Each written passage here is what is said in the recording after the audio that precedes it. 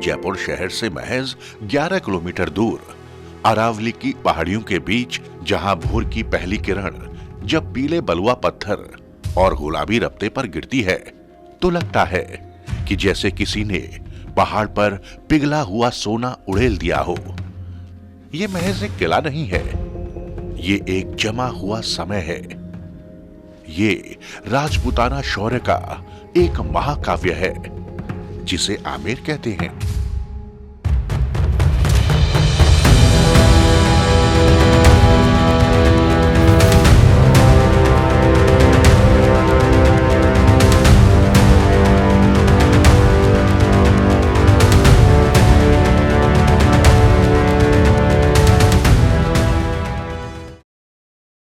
It's absolutely, fantastic. It's very surprising. I didn't believe that there was anything like this anywhere. I'm impressed by the building. It's beautiful. It's wonderful just to be here. It was so spectacular, and just to know how much effort and the history behind it all. It's the stories are well beyond. They live forever.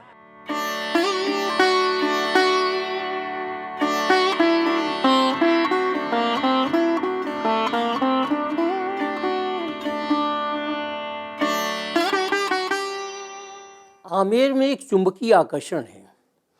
वहाँ की जो प्राकृतिक स्थिति है, पहाड़ियाँ हैं, वहाँ का महल हैं, मंदिर हैं, हवेलियाँ हैं, जलाशय हैं, कुंड हैं, ये सब कुल मिला करके मंत्रमुग्ध कर देते हैं और एक आदमी उनसे बन जाता है और उसको बार बार वहाँ जाने की इच्छा करती है। ईश्वर ने मुझे सौभाग्य दिया कि मैं इस विभाग में रहा और आमेर से जुड़ा रहा। मुझे जो अति महत्वपूर्ण राजकीय अतिथि आते थे उनको 1974-75 से ही आमेर ले जा कर के उनको दिखाने का सौभाग्य मिला और ये काम मैं काफ़ी वर्षों तक करता रहा। बाद में 1992 से 1996 तक 4 वर्ष तक मैं अधीक्षक आमेर महल के पद पर कर्तव्यस्थ रहा। उस समय मैंने आमेर महल को और आमेर के जितने भी अन्य स्थल थे सबको बहुत अच्छे से देखा, अध्ययन किया और मैं आमेर के आकर्षण से आज भी बंधा हुआ। नीचे शांत मावठा झील है जिसमें आमेर का प्रतिबिंब ऐसे हिलता है जैसे कोई पुरानी याद दिल में सिहरन पैदा कर दे। और ऊपर वो विशालकाय प्राचीर है जो बादलों से बातें करती है।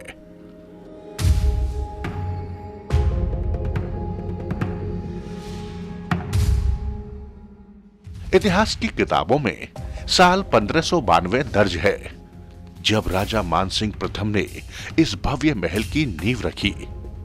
लेकिन आमेर की कहानी उससे कहीं पुरानी है।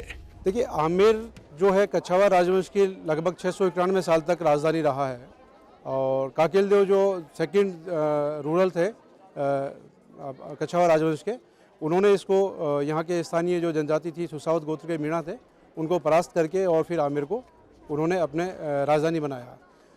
लेकिन हम बात करें कि काकेल देव से लेकर और भारमल तक के जो राजा थे वो सब आमेर के वर्तमान महल के नीचे एक तलहटी में प्राचीन महल हैं आमेर के, वहाँ निवास करते थे और वहीं से अपना राजकाज चलाते थे। जो प्रेजेंट हम आमेर महल देख रहे हैं इसकी नींव रखी थी राजा मानसिंह ने, और जिन्होंने 1589 से 1614 तक शासन किया था और उस दरमियान इन्होंने यहाँ की नींव रखी। और जो आमेर महल का पिछला हिस्सा है जिसे आज भी मानसिंह महल कहा जाता है वो सबसे प्राचीन हिस्सा है और मानसिंह जी ने उस हिस्से को सबसे पहले बनाया था। जरा उस दौर की कल्पना कीजिए। मुगलों की आंधी पूरे हिंदुस्तान को अपनी चपेट में ले रही थी। ऐसे में राजा भारमल ने तलवार की जगह कूटनीति का रास्ता चुना। उन्होंने अपनी बेटी का विवाह अकबर से करके न केवल आमेर को सुरक्षा दी बल्कि उसे मुगलों का सबसे मजबूत सहयोगी बना दिया। इसलिए दोनों परिवार जो थे वैवाहिक संबंधों में बंध गए। इसका परिणाम ये हुआ कि अकबर ने यहाँ के कुंवर मान सिंह को अपना सेनापति बना दिया। मान सिंह बहुत अच्छे सेनापति थे, रणनीतिज्ञ थे, बहुत ही वीर थे, बहुत अच्छे योद्धा थे और उन्होंने मुग़ल सेनाओं का नेतृत्व करते हुए मुग़ल साम्राज्य का दूर दूर तक विस्तार किया। काबुल, कंदहार तक उन्होंने विजय किया। काबुल से लेकर बंगाल तक मान सिंह की तलवार जहां भी घूमी जीत मुगलों की हुई। लेकिन दौलत और कला आमेर में आई। ये महल उसी दौलत और सांस्कृतिक मिलन का गवाह है।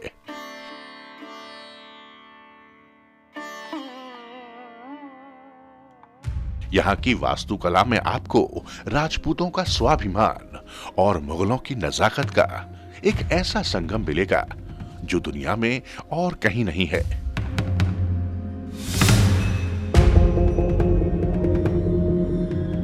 देखिए, आमेर 21 जून 2013 को वर्ल्ड हेरिटेज साइट में घोषित हुआ था। ये यूनेस्को की वर्ल्ड हेरिटेज साइट की सूची में है। ये अपने आप आमेर फोर्ट के लिए गर्व की बात भी है और इसके साथ हमारे इसके कुछ लिमिटेशन बढ़ जाती हैं। बहुत सारे काम ऐसे हैं जो वर्ल्ड हेरिटेज साइट में हम नहीं कर पाते हैं और वो इसके लिए आमेर फोर्ट की खूबसूरती बढ़े या इसमें कोई इस तरह का वर्क नहीं हो जिससे इसका प्राचीनता पर, इसके इतिहास पर कोई फ़र्क पड़े। तो इसलिए वर्ल्ड हेरिटेज साइट की सूची में आने में अपने आप में ही पर्यटकों के लिए भी एक बहुत बड़ी बात होती है, क्योंकि बहुत सारे लोग इस तरह की साइटों को विजिट करना चाहते हैं, तो वो उस लिस्ट में देखकर और इनको चूज़ करते हैं और चूज़ करने बाद इसका विजिट करते हैं। विश्व पटल पर एक पहचान मिलती है स्मारक को, जो न केवल हमारे स्मारक के लिए बल्कि हमारे देश के लिए भी गर्व की बात है। जैसे ही आप आमेर की चढ़ाई चढ़ते हैं, चाहे वो सजे धजे हाथी की पीठ पर हो या अपनी गाड़ियों में, आपको सूरज पुल का सामना करना पड़ता है।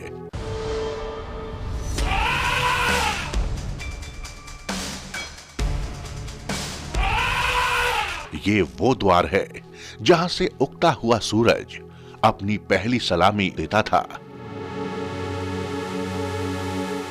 भीतर कदम रखते ही आप जलेब चौक में पहुंचते हैं।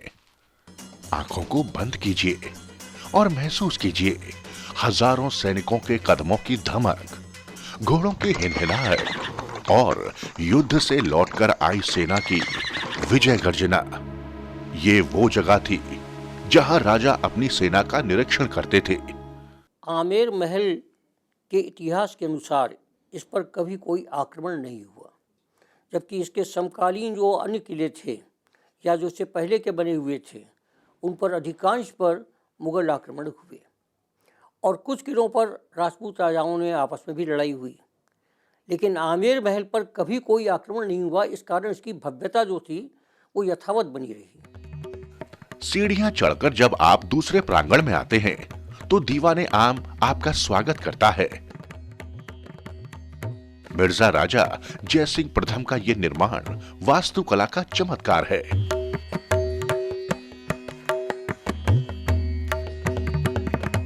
देखिए, आमेर महल में मानसिंह जी के बाद जो सबसे लंबे समय शासन किया था वो मिर्जा राजा जयसिंह ने किया था। जयसिंह जो फर्स्ट थे, उन्होंने 46 साल तक आमेर को पे राज किया था, जो मेरे हिसाब से कछवाहा राजवंश की सबसे लंबी शासनकाल रहा है। और जयसिंह जी क्योंकि कला प्रेमी भी थे, तो जयसिंह जी ने, जैसे अभी आमेर महल में जो आपने शीश महल देखा है वो जयसिंह फर्स्ट का बनाया हुआ है। उसके सामने जो सुखनिवास है वो जयसिंह फर्स्ट का बनाया हुआ है। आप हमारे बैकग्राउंड में जो गणेश बोल देख रहे हैं वो जयसिंह फर्स्ट का बनाया हुआ है। दीवाने आम है वो जयसिंह फर्स्ट का बनाया हुआ है। तो आमेर महल का जो बहुत बड़ा हिस्सा है, जिसमें जो बहुत सुंदर हिस्सा है, वो मिर्जा राजा जयसिंह द्वारा बनाया गया है। बाहरी कतारों में लाल पत्थर आम जनता के लिए और भीतरी कतारों में संगमरमर खास लोगों के लिए ये राजा का दरबार था। मखमली गद्दे, सोने के सिंहासन और फरियादियों की कतारें, यहां न्याय होता था, यहीं से फरमान जारी होते थे। यहां के खंभों पर हाथी के सिर के आकार के ब्रैकेट्स हैं, जो राजपूत शैली की पहचान है। यह पत्थर में लिखी गई कविता है। उस समय के जितने भी स्थापत्य हुए हैं उनमें एक मिश्रण मिलता है, जिसमें राजपूत शैली तो प्रमुख रूप से है ही, लेकिन कहीं कहीं उस शैली में मुगल इम्पैक्ट भी मिलता है। और लेटर फेज में जब अंग्रेजों के आने के बाद अगर कुछ हिस्से का निर्माण हुआ है तो वहाँ थोड़ा बहुत इंग्लिश आर्किटेक्ट भी देखने को मिलता है। हमारे यहाँ इस महल में जो बेल बूटे हैं या जो चित्रकारी में सब्जेक्ट हिंदू है, सब्जेक्ट अपनी माइथोलॉजी है, लेकिन वो स्टाइल जो है वो मुगल भी हो सकती है। बहुत सारे बेल बूटे हैं जो नक्काशी में निकाले हुए हैं, वो मुगल से लिए हुए हैं। कुछ पिलर्स हैं जिनके बेस के डिजाइन है वो मुगल स्थापत्य से लिए हुए हैं, लेकिन ज़्यादा बड़ा हिस्सा राजपूत शैली से ही यहाँ पे लिया गया है। अगर आमेर एक शरीर है तो गणेशपुर उसका आभूषण है, लेकिन इसकी असली सुंदरता इसके रंगों में है।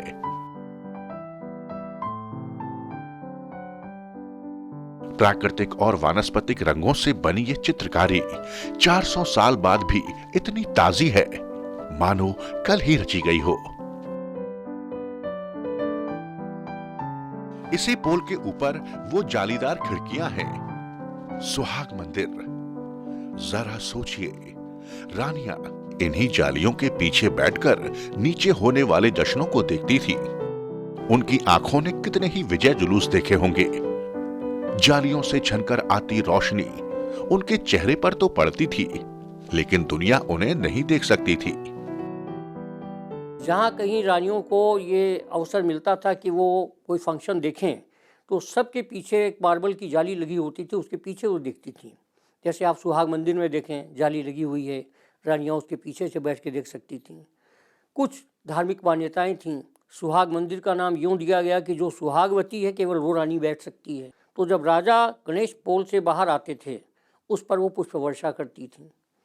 तो ये परंपराएं भी चलती रहीं और पर्दा भी चलता रहा।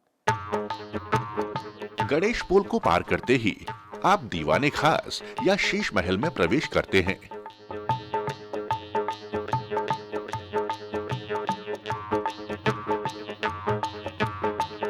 इसे राजा जयसिंह ने बनवाया था।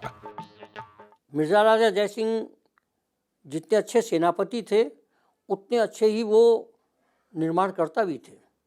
इसीलिए उनके पीरियड में आमेर महल में जितना निर्माण हुआ है वो अन्य राजाओं के समय में नहीं हुआ। और जो संगमरमर का इस्तेमाल उन्होंने किया है वो दूसरे राजाओं नहीं कर पाए। तो मिर्ज़ा राजा जयसिंह का बहुत बड़ा श्रेय है। और मिर्ज़ा राजा जयसिंह जो आपका परकोटा देख रहे हैं या चारों ओर का और देख रहे हैं, जयगढ़ देख रहे हैं, ये सब पहला श्रेय उन्हीं को है। ये दुनिया का अजूबा है। बेल्जियम से मंगवाए गए उत्तल कांच के लाखों छोटे छोटे टुकड़ों को दीवारों और छतों पर ऐसे जड़ा गया है कि ये एक आभूषण जैसा लगता है। शीश महल जो है वो दीवाने खास हुआ करता था। कुछ खास लोगों की बैठकें वहाँ हुआ करती थी राजा के साथ। तो वहाँ खस की टाटियों के पर्दे हुआ करते थे, जिसकी आज भी पाइपलाइन नज़र आती है। तो गर्मी के ऋतु में जब पाइपलाइन के थ्रू पानी खस की टाटियों पर गिरता था तो एक अंदर कूल माहौल रहता था बिल्कुल। और शीश महल में चूँकि सारे शीशे के टुकड़े लगे हुए हैं तो वो अपने आप में डेकोरेटिव भी बहुत अच्छा है। साथ में गर्मियों में जब दीपक जलते थे तो उसकी जो गर्मी पैदा होती थी वो शीशों के माध्यम से रिफ्लेक्ट होती थी, तो वो एरिया गर्म भी रहता था। यहाँ होने वाली महफिलें कैसी रही होंगी?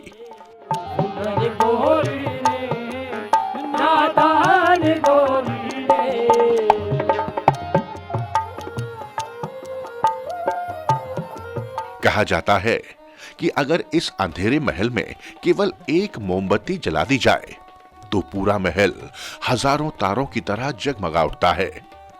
ये केवल सुंदरता नहीं, ये भौतिक विज्ञान का चमत्कार था।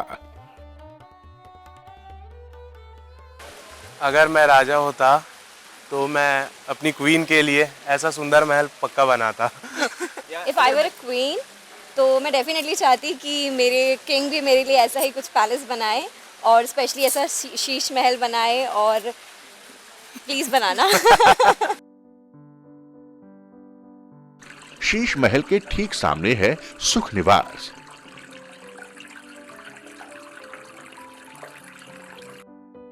यहां की सबसे बड़ी खासियत थी 17वीं सदी का एयर कंडीशनिंग सिस्टम। जब हवा इस बहते पानी को छूकर कमरे में आती थी तो चिलचिलाती गर्मी में भी कमरा ठंडा रहता था। लेकिन ये पानी आता कहां से था? ये मावठा झील से ऊपर लाया जाता था। उस जमाने में बिना बिजली के रेहट प्रणाली और कई चरणों में लिफ्ट सिस्टम का उपयोग करके पानी को 500 फीट ऊपर चढ़ाया जाता था। महल तक पानी लाने का जो तरीका है वो सकोरों की एक लाइन डाला करती थी पहले, जो जिसको अपन दूसरी शब्द में ठीकरिया जो बोलते हैं, पक्की हुई मिट्टी जो होती है उसकी लाइन डली हुई है।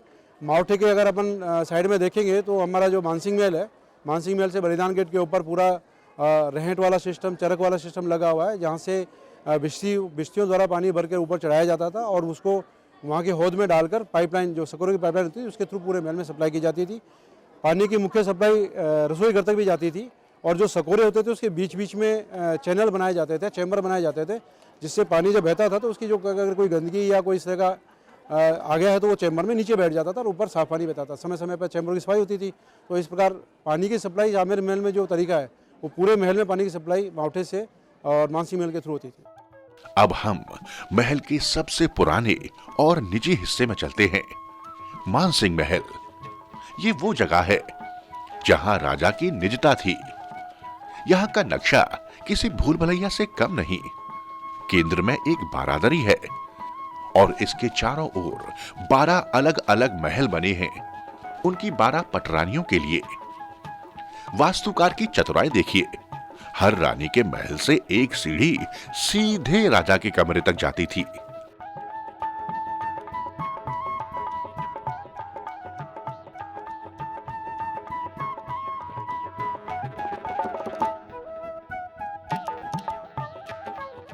आमेर केवल राजाओं का नहीं, रानियों का भी था। जनाना ढ्योढ़ी में उनका जीवन बीतता था। यहाँ की दीवारों में बनी जालियां केवल सजावट नहीं थी। जब इस्लामी आक्रांता यहाँ आए तो उनके जो पर्दा प्रथा थी उसका प्रभाव हमारे ऊपर भी पड़ा। अब चूंकि ये आमेर का राज परिवार वैवाहिक संबंधों में बन चुका था मुगल से, तो उन पर ज़्यादा असर पड़ा और यहाँ पर पर्दा प्रथा कुछ ज़्यादा ही कठोरता से अपनाई गई। ज्यामितीय पैटर्न, षटकोण, सितारे और फूल पत्थर को ऐसे काटते थे कि बाहर की ठंडी हवा तो अंदर आ जाए लेकिन सूरज की सीधी तपिश रुक जाए। ये प्रकाश और छाया का खेल था। दिन भर इन जालियों की परछाई फर्श पर बदलती रहती थी, मानो समय अपनी चाल चल रहा हो। रानियां यहां 16 श्रृंगार करती थी, चौपड़ खेलती थी और तीज त्योहारों पर गीत गाती थी।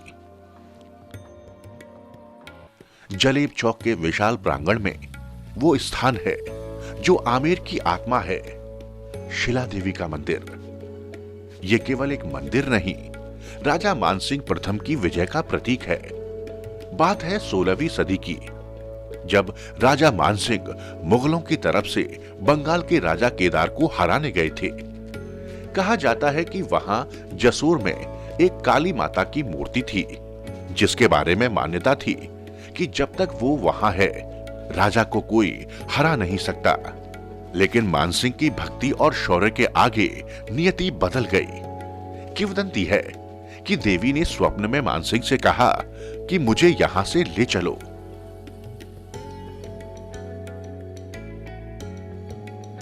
ये मंदिर याद दिलाता है कि राजपूत अपनी ताकत अपनी भुजाओं से नहीं बल्कि अपनी कुलदेवी के आशीर्वाद से पाते थे।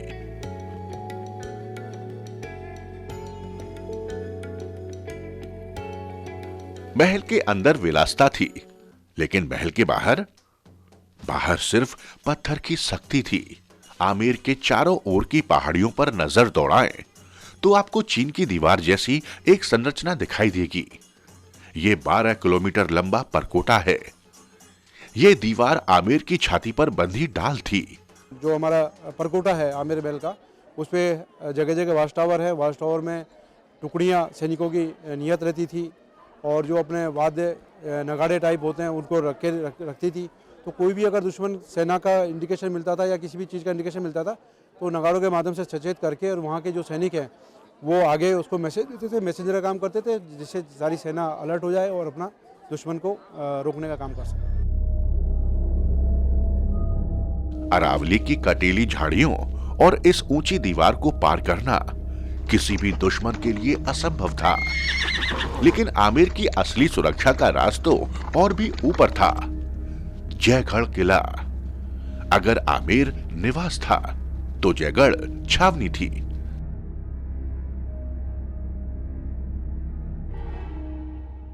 आज जहाँ जयगढ़ है, इस पहाड़ी को चील का टीला कहते थे, क्योंकि इतनी ऊंचाई पर ऐसे चील बहुत ऊंचाई से देख लेती है। तो जयगढ़ की ऊंचाई से आप चारों तरफ देख सकते हैं। माइल्स टुगेदर आपकी आंख जा सकती है। नंगी आंख से भी, अब दूरबीन नहीं भी हो तो भी आप दूर तक देख सकते हैं कि क्या हलचल हो रही है, कोई आ रहा है, कोई जा रहा है। इसलिए जयगढ़ को उन्होंने फोर्ट बनाया और वहाँ पर जैसे कोई छावनी होती है तो ट्रेंड सैनिक रखे जाते थे, बाकायदा परेड होती थी, उनका अभ्यास होता था। और उन्होंने सुरक्षा के लिए वहाँ पर बड़े बड़े फूड स्टोरेज बनाए, खाद्य भंडार, और वाटर रिजर्वायर इतने बड़े बड़े बनाए कि अगर कोई घेरा पड़ जाए तो साल भर तक वहाँ पर आदमी पानी भी पी सकता है, फौज, राज परिवार, और खाना भी खा सकता है। ये व्यवस्था उन्होंने की। अगर कभी दुश्मन आमेर के दरवाजे को तोड़ भी देता तो रानियों, बच्चों तो बुजुर्गों को पालकियों में बैठाकर इसी गुप्त सुरंग के रास्ते सुरक्षित जयगढ़ पहुंचा दिया जाता था। ये सुरंग जमीन के नीचे और दीवारों के बीच से होती हुई करीब 2 किलोमीटर लंबी है। आज जब हम इस अंधेरी सुरंग से गुजरते हैं तो उन मशालों की रोशनी की कल्पना कर सकते हैं जो कभी आपातकाल में यहां जलती होंगी।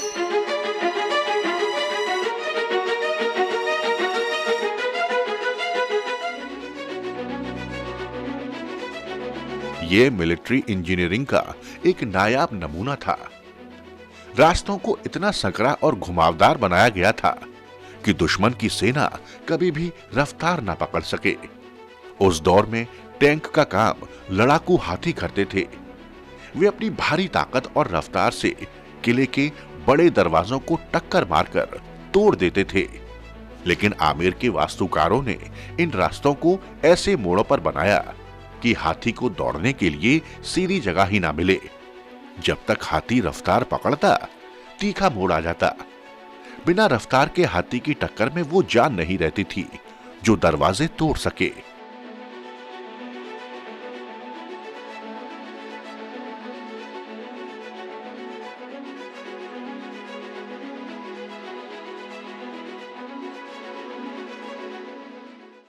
आज जब पर्यटक चले जाते हैं और शाम गहराने लगती है, तब आमेर जागता है।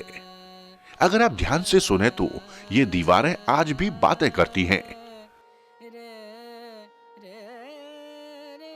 दीवारें भी स्पंदन करती हैं और दीवारें भी सोचती हैं, दीवारें बोलती हैं।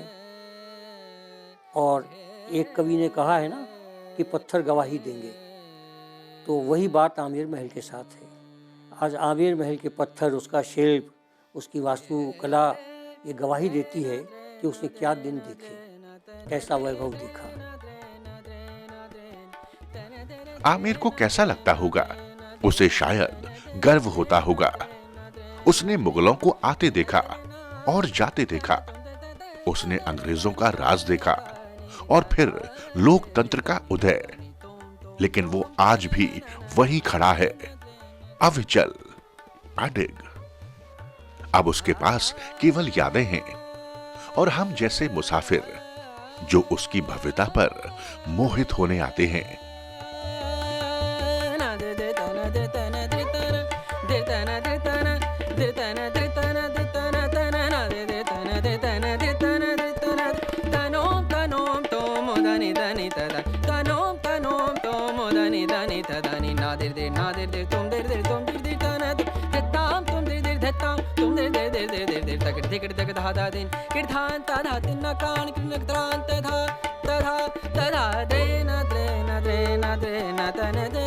Na